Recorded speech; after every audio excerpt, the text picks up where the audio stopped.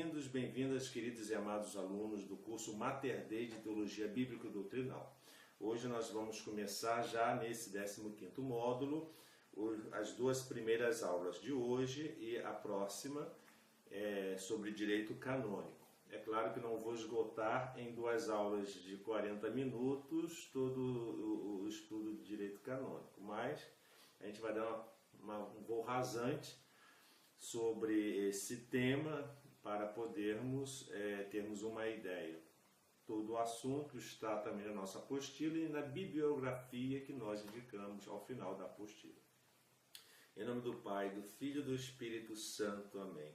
Senhor Deus, fazei que nós, vossos filhos, que buscamos conhecer mais os vossos ensinamentos, cresçamos na nossa fé e no vosso conhecimento, para que possamos adorar-vos e amar-vos como vós mereceis. Por nosso Senhor Jesus Cristo, vosso Filho, na unidade do Espírito Santo. Amém. Então, nessa primeira aula sobre direito canônico, nós vamos fazer uma introdução, a definição, as caracteres do ordenamento romano, as finalidades, o direito canônico oriental e latino, as distinções de normas canônicas, o direito universal, a fonte material do direito, as definições de generalidade, formação do direito canônico. E na próxima aula nós vamos falar sobre os códigos, os códigos propriamente dito, principalmente o código atual de 83, com as suas partes, de uma maneira bem sintética. Bem, qual a definição de direito canônico? Bem, segundo a definição de Del Giudice, ele diz o seguinte, que é um grande canonista: é o conjunto de normas jurídicas colocadas e feitas valerem pela autoridade da própria Igreja, normas segundo as quais a Igreja é organizada e que regula a atividade dos fiéis no mundo em relação aos fins próprios da Igreja. Então, primeira coisa, o direito canônico é um conjunto de normas jurídicas, ou seja, as relações de dever, obrigação e de direito. Então, normas jurídicas são aquelas normas que regulam os direitos e os deveres entre as pessoas e entre as instituições, entre si e entre as instituições e as pessoas. Então, as normas, ou seja, os regulamentos, as leis, os ordenamentos, elas formam um conjunto. Que conjunto é esse? É o direito canônico. O que é o direito canônico? É o conjunto dessas normas jurídicas que são colocadas e feitas para valerem pela autoridade da Igreja. Então, quem faz valer esse ordenamento jurídico, esse acervo de normas jurídicas? É a autoridade da Igreja. Essas normas, segundo as quais a Igreja é organizada. Então, a Igreja tem um organismo, ela é um organismo, ela é organizada. E ela regula as atividades dos fiéis no mundo, todos os fiéis, desde os da hierarquia quanto os demais do povo, em relação aos fins próprios da Igreja. Então a Igreja tem uma finalidade. Então as relações dos fiéis entre si e dos fiéis com o mundo, ela está em o quê? Ela está em ordem às finalidades da Igreja no mundo. Qual é a finalidade, portanto, do direito canônico? Para que então que ela serve, além dessa definição? Ela, como organização, ela é a organização e a regulamentação da sociedade dos fiéis batizados em Cristo. Então, quem não é batizado em Cristo, ela está fora dessa, digamos assim, sob a égide do império da lei canônica. E ela é a sociedade que constitui a Igreja na sua estrutura institucional, a Igreja Católica, que é a Societas Jurídico Perfecta in Genere Suo Suprema, ou seja, ela constitui na sua estrutura, ela rege e regulamenta o quê? A Igreja Católica, que é a sociedade jurídico perfeita em seu gênero supremo, na sua forma suprema. Portanto, o direito canônico é o quê? É um conjunto de normas que, primeiro, criam as relações jurídicas canônicas. Então, os direitos e os deveres entre as pessoas em função da Igreja, isto é, ela cria as relações é o vínculo que coloca os fiéis em uma determinada situação jurídica no interior do corpo da igreja e em relação aos seus fins, ou seja, suas finalidades. Segundo, normalizam, ditam leis a tais relações entre as pessoas, entre as instituições e entre as instituições e as pessoas. A palavra certa não seria normalizam, mas normatizam, né? Terceiro, organizam a hierarquia dos órgãos competentes da igreja e regulam a sua atividade. Então ela vai dar a cada instituto da igreja a sua competência e suas limitações. E por quarto, avaliam e regulam os comportamentos dos fiéis. Então ela avalia e julga, né? Regular, julgar, ela também institui normas de direito penal. E como julgar, né, os atos, as ações dos fiéis batizados. O direito canônico pode ser definido mais simplesmente como a organização da Igreja Católica, é o estatuto jurídico da Igreja Católica. Isto é, aquela que disciplina a vida de centenas de milhões de fiéis, e a qual a Igreja, todos, enquanto batizados, estão submissos. Então, quem é batizado, quem está inserido na igreja, está submisso ao direito canônico. Ele é, de fato, a estrutura jurídica do povo de Deus. E por que a palavra canônico? Bem, o adjetivo canônico deriva do grego canon, ou canon, que significa norma. A partir dos concílios do IV século, com os termos cânones, indicavam as normas disciplinares da igreja em contraposição aos nomoi, ou seja, as leis imperiais. Então, existiam as leis, mas como diferenciar a lei da igreja da lei civil, da lei do rei, do imperador? Então, tinha os cânones, né, que eram as leis relativas e oriundas e sob a orientação da igreja, e as nomoi, né, as normas, né, digamos assim traduzido, que eram emitidos, eram emanados do poder civil. Então, pelo poder eclesiástico eram os cânones e pelo poder civil, os nomoi. Quais são os caracteres do ordenamento canônico? Bem, primeiro caractere, o caráter do ordenamento canônico é a sua universalidade. O que significa isso? Todos os ordenamentos jurídicos são caracterizados pelos princípios da territorialidade e da personalidade das normas, no sentido que o ordenamento vale mais exclusivamente dentro de um território do ente que as emanou e é direito somente para as pessoas daquele território. Então, né, por exemplo, as leis emanadas do poder soberano no Brasil, elas são só válidas dentro do território do Brasil, ela não tem poder coercitivo, normativo fora do Brasil, dentro do seu território, da sua territorialidade. Esse é um princípio, né? O direito canônico, ao contrário, é o único de âmbito universal, no sentido que se aplica a todos os fiéis, onde quer que residam, e é potencialmente idôneo a valer como complexo de normas para toda a humanidade. Então, mesmo que a Santa Sé seja a entidade de direito internacional público,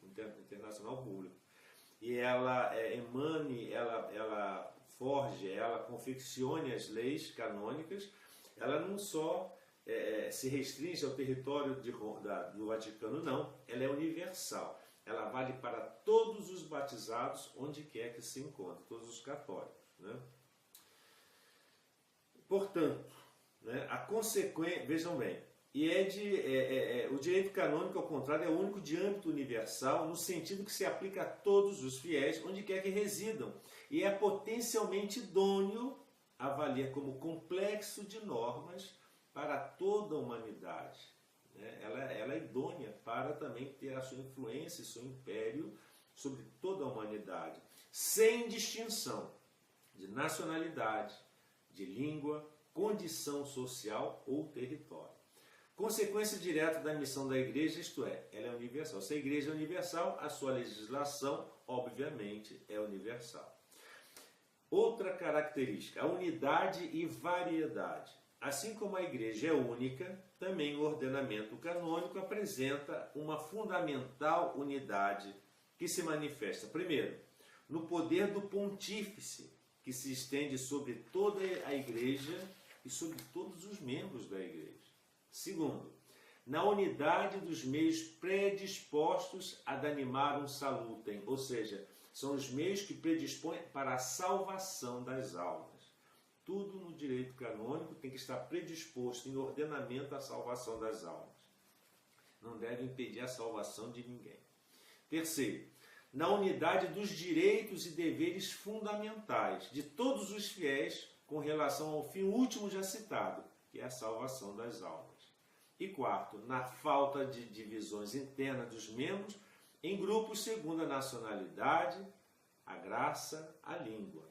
Ela tem essa finalidade, né, da falta de divisões internas. Ela não pode ficar criando divisões internas como às vezes as leis humanas criam, mas ela, independente da nacionalidade, da língua, ela sempre tem que buscar a unidade dos fiéis. Agora, existe uma variedade de direito canônico. Existe o direito oriental e o direito latino. O poder legislativo, reconhecido aos concílios particulares, às conferências nacionais e ao próprio bispo. Então, a igreja ela dá poder legislativo, ou seja, poder de legislar a quem? Aos concílios particulares, tem também direito, dentro das normas do direito canônico. As conferências episcopais também têm, né, o poder, o potestas leges, o poder legislativo, né? E até o próprio bispo, na sua diocese, ele também tem direito a legislar também como autoridade, como legislador. E a elasticidade, ou seja, rígido e imutável nos seus princípios, se apresenta flexível nas suas aplicações. Então a igreja tem uma norma rígida, mas na sua aplicação ela pode se tornar flexível. Por quê? Porque a finalidade é a salvação das almas. O objetivo é esse. Não é a letra pela letra da lei, mas é a salvação das almas. O direito canônico é um conjunto, portanto, de normas de direito divino e humano.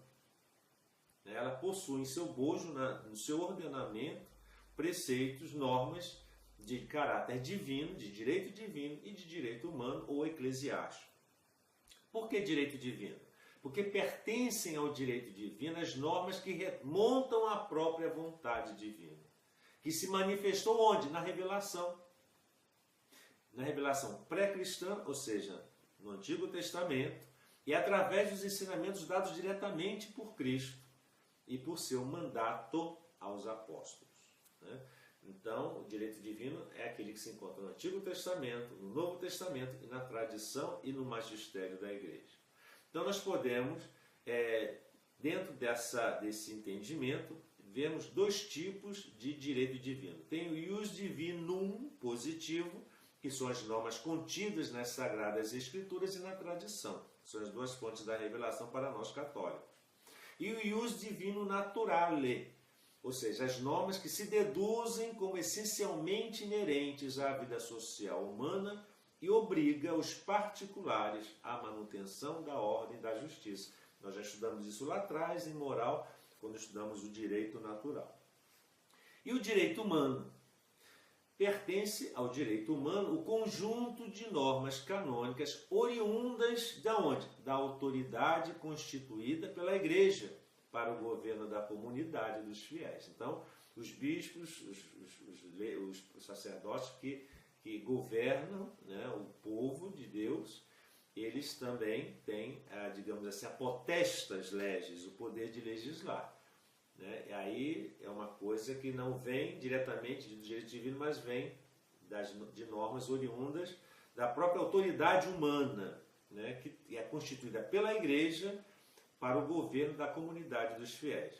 E estão contidas aonde? Nas legislações eclesiásticas positivas ou nos costumes. Por exemplo, né, não está no direito divino, né, que o padre tem que usar estola e casula para celebrar a missa. Jesus não determinou esse tipo de coisa.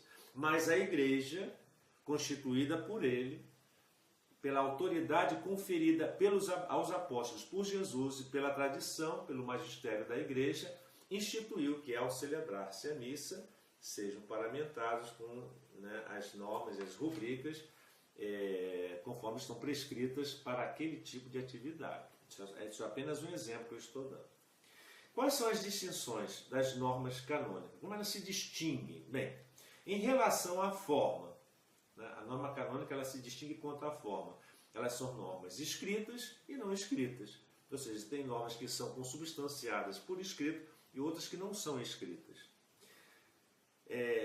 Em relação ao objeto da matéria, ou seja, são normas constitucionais, ou seja, que constituem coisas, administrativas, voltadas para a administração, né, ou material ou sacramental. Os sacramentais, né, da igreja, os sacramentos foram instituídos por Cristo, de instituição divina. Nós estudamos lá nos sacramentos, no dogmático, nos sacramentos. Mas existem os sacramentais que foram instituídos pela igreja. Então, quem normatiza, quem regulamenta a questão dos sacramentais é a igreja. Também as questões litúrgicas, que são a liturgia de instituição divina, mas a sua administração e o seu ordenamento é pela igreja. Também a questão das normas em relação ao patrimônio da igreja. A igreja ela vai regulamentar o uso dos bens, da fruição dos bens patrimoniais. Também as questões penais, né? A penalidade na igreja. Quem vai, a igreja, ela pelo mandato que ela tem divino, ela também institui normas de caráter penal e processual também. Ou seja, como se aplica, né, o processo, o procedimento todo para a investigação, o estudo e o julgamento de causas penais ou administrativas da igreja. Também, em relação à extensão, uma das distinções da norma canônica é em relação à extensão. São normas comuns ou universais e normas particulares ou locais. Então, existem normas para todos, existem normas para determinados grupos ou setores da hierarquia, normas para determinados lugares da igreja. Em relação aos sujeitos, existem normas gerais e normas especiais. Então, para os leigos existem certas normas, para os clérigos outras, né? Em relação ao tempo, existem normas de direito antigo antes do Concílio de Trento, que foi de 1542 a 563, e normas que muitas foram instituídas naquela época que hoje foram abolidas ou foram mudadas, foram transformadas. Normas de direito do novo Concílio de Trento até o Concílio Vaticano II. Então existem normas anteriores e posteriores ao Concílio de Trento.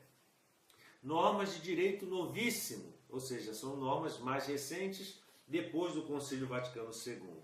E em relação ao rito, são normas de rito, do rito latino-oriental. São normas que vão regulamentar, normatizar como serão os procedimentos rituais, tanto nos ritos do Ocidente e do Oriente. E o ius universal, ou seja, o comum e particular. Temos, em relação ao direito universal, nós temos as leis universais e particulares, ou seja, a lei universal e a lei particular. Temos o ius, né, o direito geral e o direito singular. Nós temos o direito comum e o direito especial. Na Igreja Latina temos as leis universais e as leis particulares. Já nas igrejas orientais temos o ius communis, ou seja, o direito comum a todas as igrejas orientais, e o ius privatum, ou seja, o direito particular referente a cada igreja sui iuris. Qual é a fonte material do direito canônico? De onde surge, de onde emana, qual é a fonte do direito canônico? Bem, primeiro pela autoridade competente. Ela emana da autoridade competente. No âmbito universal, para todos. De quem emana? Primeiramente de Deus. Em segundo lugar, do sumo pontífice, ou seja, do Papa, do pontífice romano. Terceiro, do concílio ecumênico. E depois do sínodo dos bispos. Já no âmbito particular ou local, ela emana as suas fontes. São os concílios particulares, as conferências episcopais, os sínodos das igrejas orientais, os bispos diocesanos ou aqueles que estão à frente de uma igreja particular. E a lei canônica? Bem, a definição, né, de lei canônica é ordinatio rationis ad bonum comune abel que curam communitatis habet. Traduzindo, a definição de lei canônica é a ordenação da razão ao bem comum, daquele que tem a cura, o cuidado da comunidade. Implica, portanto, num comando, dando em vista do bem comum aos súditos. Ela é provinda de um sujeito idôneo a emaná-la, ou seja, uma pessoa que realmente tem autoridade. E ela é dirigida, ou seja, ela obriga a certos sujeitos a cumpri-las. Quais são as classificações ou a classificação das leis com relação aos seus efeitos? Né? Toda lei, toda norma, ela produz efeitos. Então, vamos classificar as leis conforme os efeitos que elas produzem. Primeiro, existem leis proibientes, ou seja, leis que são emanadas para surtir o quê? Qual é o efeito dela? Proibir. É uma proibição de uma determinada coisa. Existem as leis irritantes, ou seja, nega o valor jurídico de um determinado ato. Por que ela é irritante? Porque ela me irrita? Porque ela vai contra determinado, digamos, rito, contra determinado procedimento. Por isso que ela é irritante. Existem as leis inabilitantes. Por quê? Porque elas como efeito, elas dão capacidades, que dá capacidade jurídica, ou seja, habilita. Existem as leis penais, ou seja, aquelas leis que com o efeito dela vão penalizar alguém ou algum ato. Tem as leis permitentes, aquelas que autorizam determinadas pessoas ou determinadas instituições a agirem daquela ou tal forma. Agora vamos falar sobre a obrigatoriedade da lei. Quem estão sujeitos, ou quais são os sujeitos que estão súditos, estão submissos, estão sujeitos ao direito canônico? Bem, estão sujeitos às leis os batizados na Igreja Católica, que gozam de suficiente razão e tenham completado 7 anos de idade, ou seja, estejam no uso da razão. Né? Então, as pessoas batizadas na Igreja, que já tenham completado, né, já tenham o suficiente uso da razão, gozam do uso da razão, pelo menos supõe-se a partir, presumivelmente, dos 7 anos, eles já estão obrigados à lei canônica. Né? E a lei eclesiástica? Bem, a lei eclesiástica é a ordenação da razão feita com luz da fé e a ação do Espírito Santo. Então, a lei eclesiástica é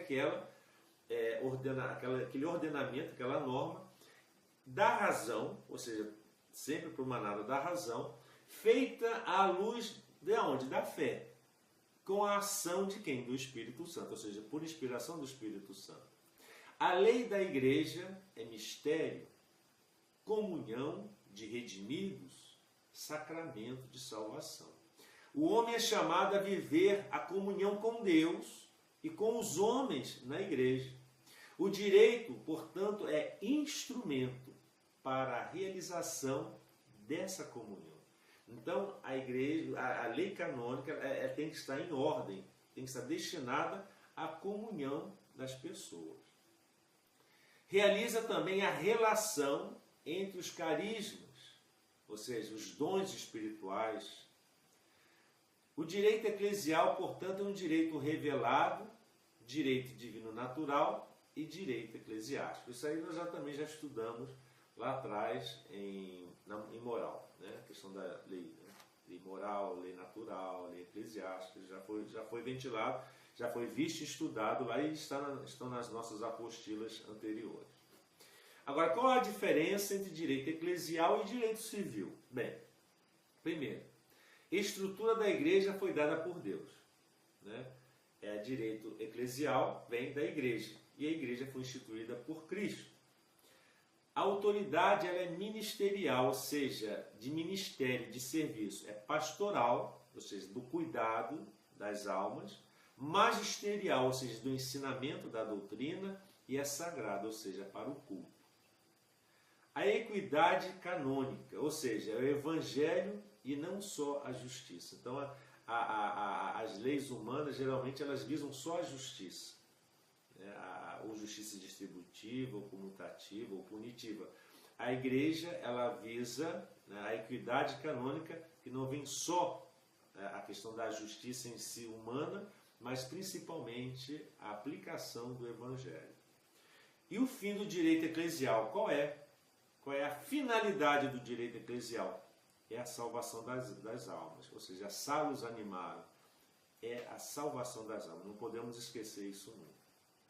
E o bem comum, ou seja, o bem particular e o bem da comunidade. Isso que é importante. Definição e generalidades. Vamos então. É o conjunto de normas, o direito canônico, normas obrigatórias de conduta, ou seja, elas são cogentes, ou seja, elas são obrigatórias, elas ensejam, ou seja, a obrigação de cumprimento, estabelecidas ou aprovadas pela Igreja, para quê? Para o governo da sociedade eclesiástica e para a vida dos fiéis. Tais normas são analisadas com os métodos e os critérios próprios de quem? Dos juristas. Então, aqueles que especializaram em leis, em legislação. Então, eles que vão fazer essa análise, essa apreciação dessas normas. Tem um caráter erudito e podemos dizer que com ele nasceu uma verdadeira ciência do direito, pois a doutrina dos canonistas, ou seja, dos juristas católicos, do direito canônico, com o seu estudo sistemático e científico da legislação e com os textos adicionais, com que procuravam e procuram soluções de harmonização com os cânones, tem tido uma grande importância na evolução geral do direito e da ciência jurídica. O direito canônico, portanto, tem um caráter fundamentalmente o quê? Religioso. Não se confunde o direito canônico nem com a teologia moral, nem com a teologia dogmática, que tem seus métodos próprios. Ponderemos que a teologia moral obriga o quê? Particularmente em consciência e os atos humanos, e que a teologia dogmática indica as prescrições do direito divino positivo a que o direito canônico se deve ater. Então elas são interligadas, elas são interdisciplinares, mas cada uma tem o seu método, campo de ação e finalidade. Historicamente, o direito canônico configura-se como uma parte da teologia. É um estudo da teologia, uma parte, é uma disciplina teológica. E recebe quase 11 séculos o nome de teologia prática ou teologia da prática. Ainda hoje, o canonista, para que possa tomar consciência da profundeza em que se encontra na base do Código do Direito Canônico, tem que ter em conta, ou seja, o pressuposto de que o seu estudo não se entende nem se justifica sem a teologia, que é um pressuposto fundamental e essencial. Trata-se de um direito que tem em conta o homem, mas que encontra seu sentido universal na mediação de Jesus Cristo. Como ciência, o direito canônico, portanto, é uma ciência sistemática e orgânica, com seus métodos científicos. É a autoexpressão normativa e imperativa da Igreja enquanto realidade.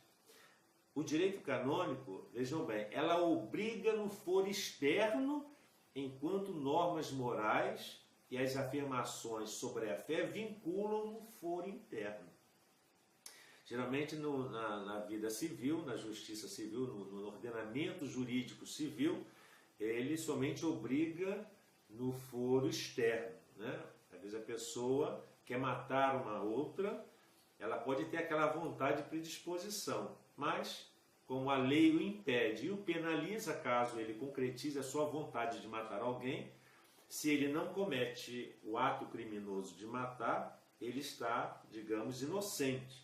Mas no direito canônico, no direito eclesiástico, embora ela regule o foro externo, assim como o foro civil, o ordenamento civil, ela implica o foro interno.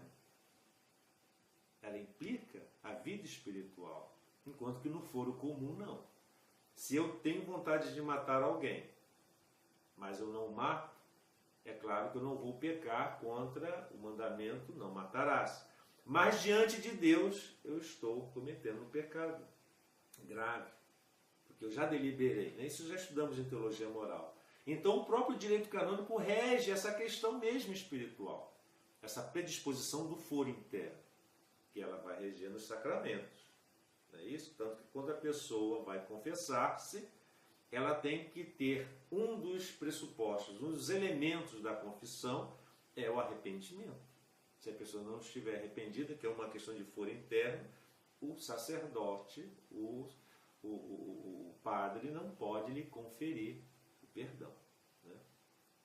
Então, o direito canônico obriga no foro externo, enquanto as normas morais e as afirmações sobre a fé vinculam no foro interno. Apoia-se no conjunto de regras imutáveis, não muda, que se consideram estabelecidas por Deus, porque Deus é imutável, Deus não muda. Umas reveladas através da Sagrada Escritura e outras pela tradição e outras descobertas pela razão, por serem de direito natural, como nós já estudamos. Juntamente com estas, tem outras normas estabelecidas diretamente pela Igreja que são mutáveis, por serem obra humana, e de fato mudam com mais ou menos frequência. Já o direito canônico procura, sobretudo, a boa ordem externa da Igreja e ordena os atos do homem para o bem social. O direito canônico não se confunde com os direitos dos estados, eminentemente mundanos e assentes no voluntarismo das ideias dominantes em cada época e em cada região.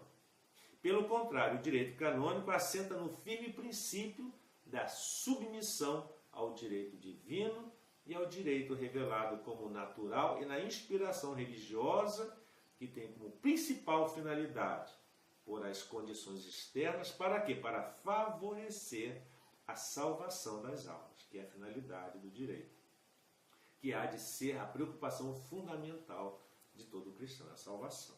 Né? O direito canônico também não se confunde com o direito eclesiástico dos estados, que o Estado também ele legisla em caráter eclesiástico, já que esta é uma parte do direito estatal, que, sendo em prática religiosa, inclui as normas relativas às confissões não católicas, ou seja, ela regula, né, coisas de questão religiosa que é também não católica. O direito canônico refere-se apenas às regras estabelecidas ou aceitas pela própria Igreja. E mesmo que o Estado regulamente certas atividades eclesiásticas, elas só serão válidas para os católicos se a Igreja as aceitar. É verdadeiramente um ordenamento jurídico autônomo, o mais antigo, cultivado e debatido depois do direito romano. O direito canônico tem a sua raiz no poder de jurisdição conferido por Cristo à sua Igreja. Então, a fonte, a força do direito canônico, ela está onde? Em Cristo, que conferiu à sua Igreja esse poder. É exclusivo dos fiéis da Igreja Católica. O direito canônico é exclusivo nosso, dos fiéis da Igreja Católica. Não obriga quem não é católico. Só os católicos são sujeitos de direitos e de deveres consagrados no direito canônico. Nenhum católico se furta às normas canônicas. Né? E nós podemos, assim, falar agora, para finalizar essa parte, sobre a formação do direito canônico. Nós sabemos que, desde as decisões do Concílio de Jerusalém e perante os problemas surgidos no decorrer da sua expansão, a Igreja viu-se que na necessidade de definir a doutrina e estabelecer regras de conduta. Do século I ao século IV, os membros da Igreja sofreram perseguições e torturas. Cada comunidade cristã era dirigida por um bispo, e o bispo e seus colaboradores formavam o clero, que se reunia em concílios ecumênicos, universais e regionais. As decisões desses concílios receberam o nome de cânones ou decretos. Já com a oficialização da religião cristã no Império Romano em 380 por Teodósio, deu-se a cristianização de quê? Das instituições jurídicas, por um lado, e a romanização das instituições jurídicas na Igreja, por outro.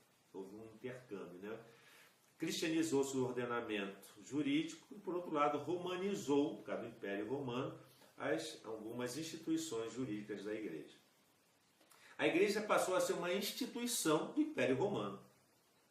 Daí que as organizações eclesiásticas se tenham adaptado ao sistema de organização do próprio Império Romano. Por exemplo, a diocese era uma circunscrição administrativa de organização, né, do Império Romano. E é uma circunscrição eclesiástica administrada por um bispo ou por um arcebispo. A palavra diocese, dióceses, que significa pequena porção, ou seja, uma circunscrição, um território delimitado, onde o bispo ele exerce o seu poder, a sua potestas, né, dentro daquela circunscrição. O direito divino, ou ius divinum, contido nas Sagradas Escrituras, já não era suficiente para o governo da Igreja e das relações com os povos que constituíam ou vinham chegando ao Império. A Igreja, espalhada pelo vasto Império Romano, teve que legislar sobre muitas situações concretas. Leis que algumas vezes foi alterando e adaptando as diversas regiões do mesmo Império. Apareceram heresias que se tornou necessário, portanto, combater. E a Igreja foi sempre realizando os seus concílios ecumênicos, quer para condenar essas heresias, quer para debater e fixar verdades da fé. Ela tinha que consubstanciar as verdades da fé, os dogmas e as normas eclesiásticas. Fez-se distinção entre pecado e delito. São duas coisas diferentes. Por isso, tratou de maneira diferente o que dizia respeito ao foro interno, envolvendo dispensas e graças, e aquilo que conduzia ao julgamento e condenação, ou seja, que dizia respeito ao foro externo. E surgiram os tribunais eclesiásticos para dirimir os conflitos e a penitenciaria para atender às questões de foro interno. Nessa época, a legislação canônica mais importante era constituída pelos cânones dos concílios e pelas cartas decretais do bispo de Roma. Já a partir do século V, a par do direito romano clássico, conservado no Código de Teodósio e no Corpus Iuris Civilis, de 530 a 565, a compilação está mandada executar pelo imperador Justiniano, composta por 4 livros. Quais são? O Codex Justiniano, Digesto ou Pandectas, Institutiones Justiniani e Novelle ou Leis Novas. Foi se formando um direito canônico já bem delineado, provindo sobretudo dos concílios e pontífices romanos e posteriormente elaborado pelos canonistas. Lembremos que a partir do século VIII, que o conjunto das leis eclesiásticas se começa a chamar direito canônico, a partir do século VIII. O direito canônico não aparecia separado da teologia. Desde o decreto de Graciano, em 1140, até o Concílio de Trento, a ciência canônica foi ganhando forma. A partir de Trento até o Código de 1917, é o período da Institutiones Canonicae. Depois do Código de 17, começa o período dos grandes comentários.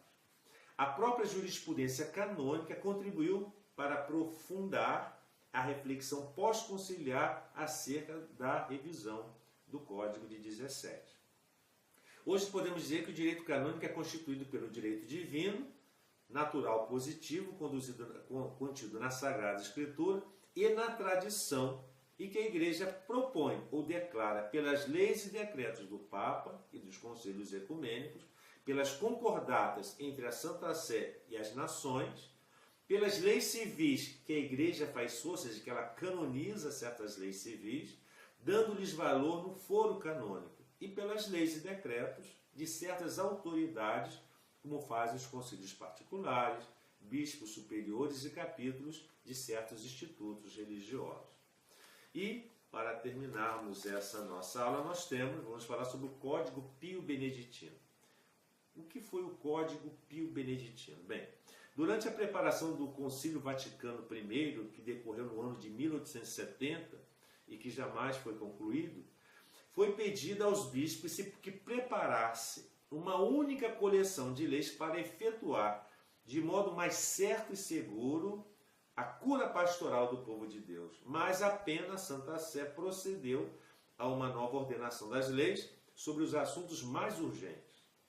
O Papa São Pio X propôs-se coligir,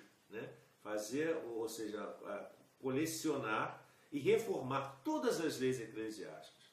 Para o efeito, através do Ardum Sanemunus, que foi um documento dele, datado de 19 de março de 1904, nomeou uma comissão especial de 16 cardeais, presididas pelo próprio Papa. Fez secretário dessa comissão o padre Gasparri, mais tarde cardeal Gasparri. Foi também este Papa, São Pio X, quem começou a publicação da Acta Apostolicae Sedis, as atas da Sé Apostólica, que desde 1909 é a publicação oficial em que se editam os documentos pontifícios.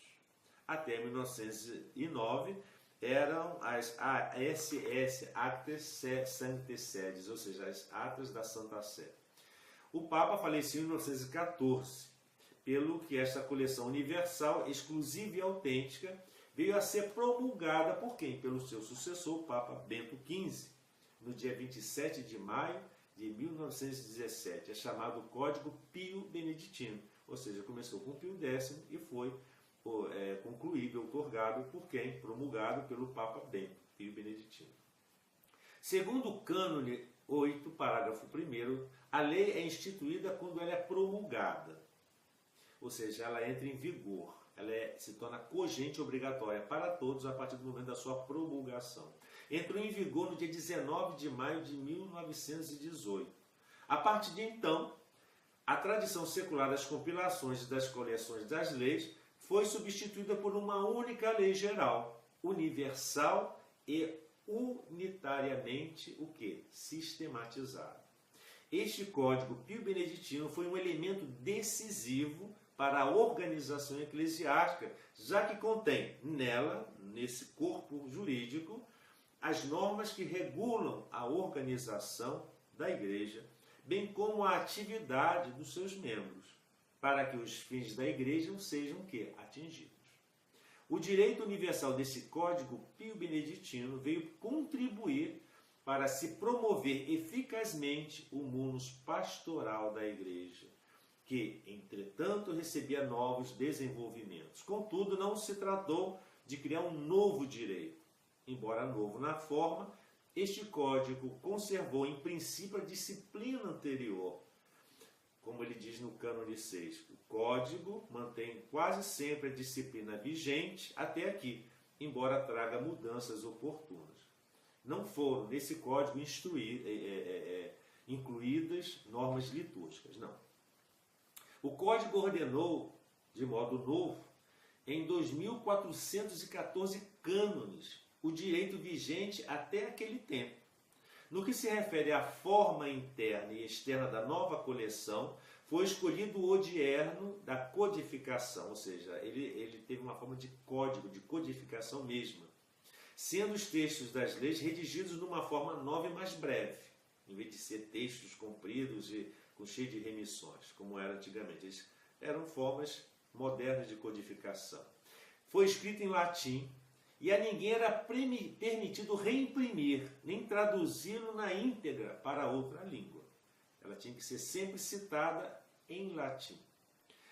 A matéria do código está ordenada em 5 livros, esse Pio Beneditino que já não está mais em vigor. A imagem de sistema das instituições do direito romano acerca das pessoas, das coisas e das ações. Então, eu segui aquele sistema do direito romano, do sistema em relação às normas em relação às pessoas, às coisas e às ações. Então, nós temos 3 livros no Código Pio Beneditino já extinto. O livro primeiro das normas gerais, cinco livros. Das normas gerais, o primeiro livro, das pessoas, no segundo livro, das coisas, no terceiro livro, dos processos, no quarto livro, e no quinto livro, né, dos delitos e das penas. Então aqui nós terminamos essa nossa quinta aula, que foi o assunto sobre direito canônico. Na sexta aula nós iremos continuar sobre esse assunto e iremos concluir. Que o Senhor nos abençoe, guarde-nos de todo mal e nos conduza à vida eterna.